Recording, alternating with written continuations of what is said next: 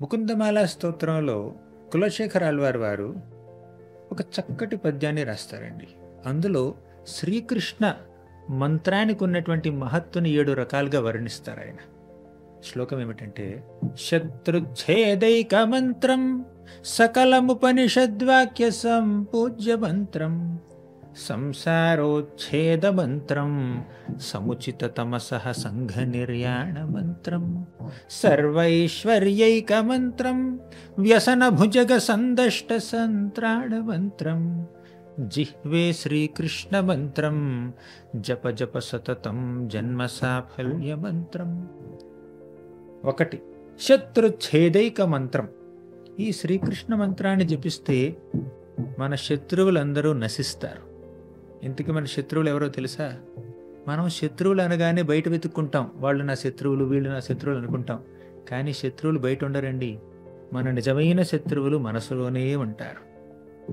కొంతమంది శత్రువులు ఉండొచ్చు, కానీ వారికన్నా మంచి బలమైనటువంటి శత్రువులు మనలోనే ఉంటారు. ఎవరాళ్ళు? కామ క్రోధ లోభ మోహ మదమాత్సర్యాలు.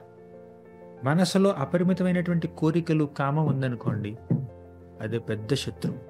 ఆ కోరికలు తీరకపోతే, ఆ కామం తీరకపోతే క్రోధం, అది ఇంకో శత్రువు. ఒకవేళ కోరిక తీరితే లోభం, ఇంకా కావాలి ఇంకా కావాలి అన్నటువంటి లోభం, అది ఇంకో శత్రువు.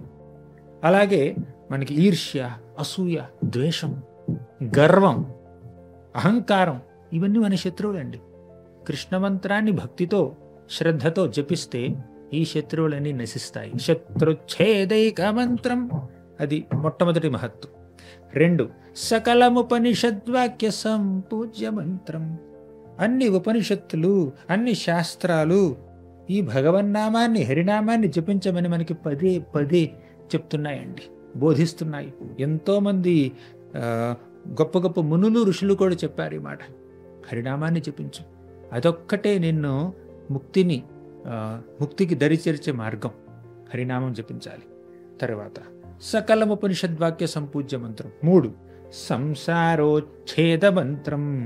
అంటే సంసార సాగరంలో కొట్టుబిట్టాడుతున్నటువంటి ఒక బద్ధజీవుణ్ణి ఆ సాగరంలో నుంచి బయటికి తీసుకొచ్చే మార్గం ఈ మంత్రం, కృష్ణ మంత్రం. అది 3వ మహత్తు. సముచిత తమసః సంఘ నిర్యాణ మంత్రం. ఇక 4వ లక్షణం ఏమిటంటే సముచిత తమసః సంఘ నిర్యాణ మంత్రం. అంటే ఈ తమస్సు, అంధకారంలో కొట్టుమిట్టాడుతున్నటువంటి ఈ వ్యక్తి ఎందుకలా ఉన్నాడు అంటే, ఈ భౌతిక ప్రపంచం వల్ల, తర్వాత త్రిగుణాల చేత ప్రభావితుడై వాటితో సాంగత్యం చేయడం వల్ల. మనకి ఆ త్రిగుణాలతో ఉన్నటువంటి ఆ సంబంధాన్ని, బాంధవ్యాన్ని తెంచాలంటే, వాటి పట్ల మనకున్నటువంటి ఆ అనుబంధాన్ని తెంచి విరక్తిని పెంపొందించుకోవాలి అంటే మనం శ్రీకృష్ణ మంత్రాన్ని జపించాలి. సముచిత తమసః సంఘ నిర్యాణ మంత్రం. 5. సర్వైశ్వర్యైక మంత్రం. ఈ కృష్ణ మంత్రం మనకి అన్ని ఐశ్వర్యాలని ప్రసాదిస్తుందండి. ఐశ్వర్యం అంటే డబ్బు అనుకోకండి, కార్లు బంగళాలు అనుకోకండి, బాగా పేరు ప్రతిష్టలు అనుకోకండి. ఐశ్వర్యం, నిజమైన ఐశ్వర్యం ఏమిటో తెలుసా? ఆ భగవంతుడి పట్ల మన మనస్సులో ఉన్నటువంటి నిస్వార్థ భక్తే మన నిజమైన ఐశ్వర్యం. ఆ ఐశ్వర్యం ముందు ఈ భౌతిక ఐశ్వర్యాలు ఏవైనా దిగుదొడిపే. అందుకే ఏమన్నారంటే, సముచిత తమసః సంఘ నిర్యాణ మంత్రం సర్వైశ్వర్యైక మంత్రం. ఆ ఆధ్యాత్మిక ఐశ్వర్యాన్ని ఈ కృష్ణ మంత్రం మనకు అనుగ్రహిస్తుంది. 6.